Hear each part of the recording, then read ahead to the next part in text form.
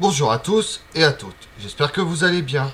Aujourd'hui, nous allons aborder comme thème la fourchette, ustensile bien connu et utilisé tous les jours. Mais d'où vient-elle? Qui l'utilisait? Vous voulez en connaître plus et connaître son histoire? Venez avec moi.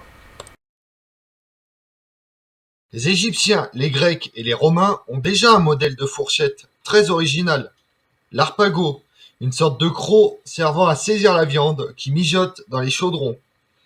Ils utilisent cet instrument pour cuisiner, mais pas pour manger.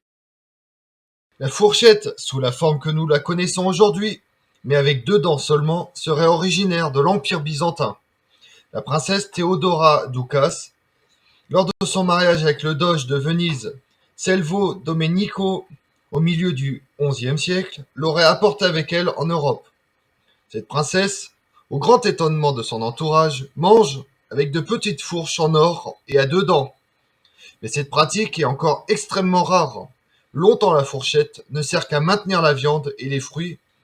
Pour les couper ou les saisir dans les plats, on ne la porte pas à la bouche.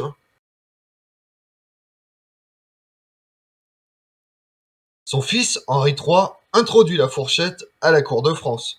On raconte que la fourchette plaît beaucoup aux courtisans car la mode est à la fraise. Collerette de tissu que les hommes et les femmes portent autour du cou. Pas facile de se nourrir avec un tel obstacle. Le manche de la fourchette permet de manger plus proprement qu'avec les doigts. Mais son usage n'est pas encore très répandu. Un voyageur béarnais relate ce qu'il vit un jour au restaurant de la Tour d'Argent à Paris. Pendant que je dévorais une fricassée de viande, j'observais 4 gentilshommes qui ne touchaient jamais la viande avec leurs mains, mais avec des fourchettes. Ils la portaient jusqu'à dans leur bouche, en allongeant le corps et le col sur leur assiette. Ce fut un plaisir pour moi. Mais il y en avait qui n'étaient pas si adroits et qui laissaient tomber la moitié pendant le chemin qu'ils mettaient à leur bouche. D'autres se moquent de cet ustensile considéré comme raffiné mais inutile. Il faut attendre la fin du XIXe siècle pour que l'usage de la fourchette se généralise dans toutes les couches de la population européenne. D'ailleurs, aujourd'hui, dans de nombreux pays du monde, lorsque l'on n'utilise pas de baguette, comme en Asie, on mange avec les doigts.